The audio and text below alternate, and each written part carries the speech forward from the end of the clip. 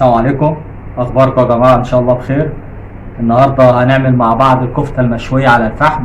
هنعملها بطريقه سهله وبسيطه جدا بطريقه المطاعم، وان شاء الله تعجبكم وتنول اعجابكم ان شاء الله لما تجربوها.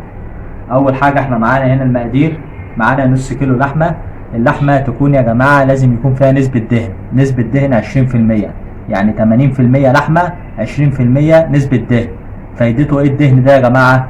ان سواء دهن او ليا، فايدتهم ايه؟ ان هي بتلمع الكفته وفي نفس الوقت ما بتخليهاش تنشف على النار. معانا التوابل يا جماعه ربع معلقه كبيره من كل نوع. تمام؟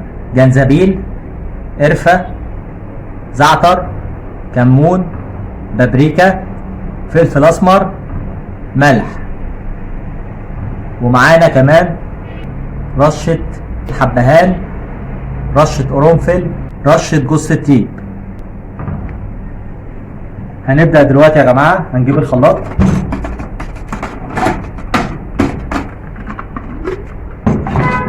هنقطع البصل بتاعنا،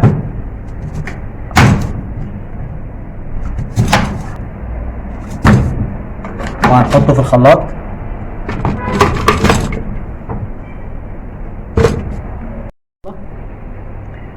معانا كده البصل يا جماعة.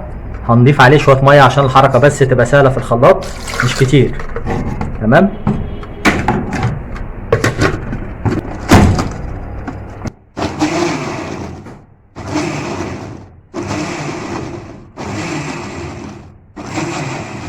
ضرب متقطع يا جماعة.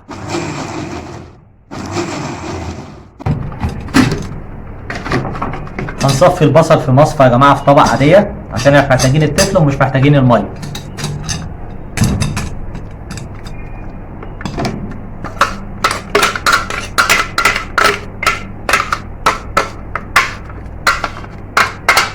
هنضغط على البصل جدا،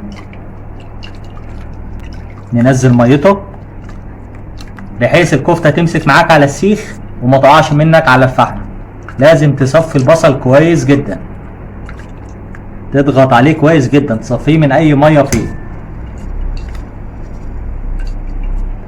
هنضيف البصل على اللحمه هنا يا جماعه.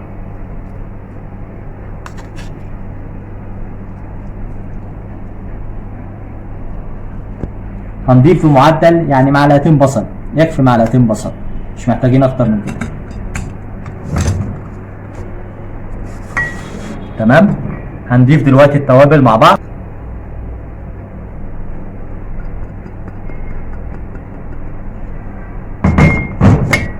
ونقلب مع بعض اللحمه كويس جدا. دلوقتي يا جماعه بعد ما خلطنا الكفته كويس جدا كده بقت جاهزة على طول على الفحم. هنسيبها بس ترتاح حوالي ساعة أو ساعتين عشان تاخد من التوابل اللي احنا حطيناها كلها ويبقى طعمها كويس وقت الأكل. يفضل أقل وقت يبقى ساعة تتبل فيها. يلا بينا بعد ساعة يا جماعة نتقابل إن شاء الله، نروح عند الفحم مع بعض. دلوقتي يا جماعة هنعمل مع بعض الكفتة المشوية على الفحم. بعد ما لفينا قطعة الكفتة كده في إيدينا هندخلها في قلب السيخ ونفردها على السيخ بالراحة زي ما حضراتكم شايفين كده، ماسك على السيخ ولا اي شيء خالص، عشان احنا صفينا البصل من ميته. ونحط على الفحم على طول. السيخ التاني برضه نفس الطريقه. هناخد قطعه الكفته ونلفها في ايدينا كويس، وبعد كده ندخلها في السيخ، وبعد كده نفردها على السيخ بالراحه.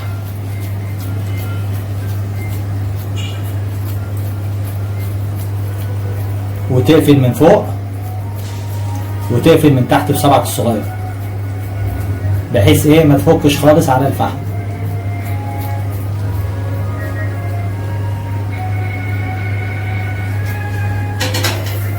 هنخلص الكمية كلها وبعد كده ارجع لكم تاني. زي ما انتم شايفين يا جماعة الكفتة على السيخ على الفحم وماسكة فيه وزي الفل، وتستوي ونقلبها الوش التاني ويبقى تمام يعني ان شاء الله، وتاكلوا بالهنا والشفا ان شاء الله.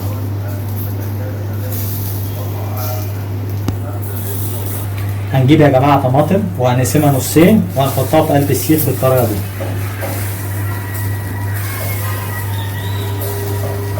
معانا الكفتة استوت اهي زي ما حضراتكم شايفين. هنمسكها في الرغيف كده وهنسحب على طول.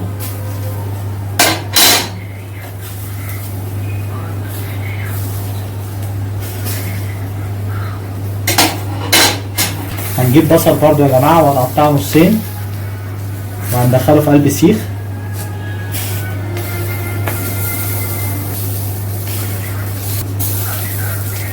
وهيتشوي على الفحم، بيبقى طعمه جميل جدا سواء البصل او الطماطم او الشطة الخضراء هنحطها دلوقتي برضه.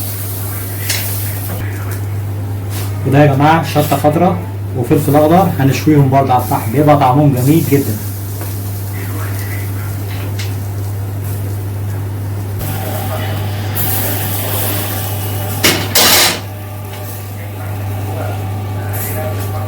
شكلها يفرح يا جماعة. تاكلوها بالهنا والشفا ان شاء الله، وهشوفكم في فيديو جديد ان شاء الله. مع السلامة.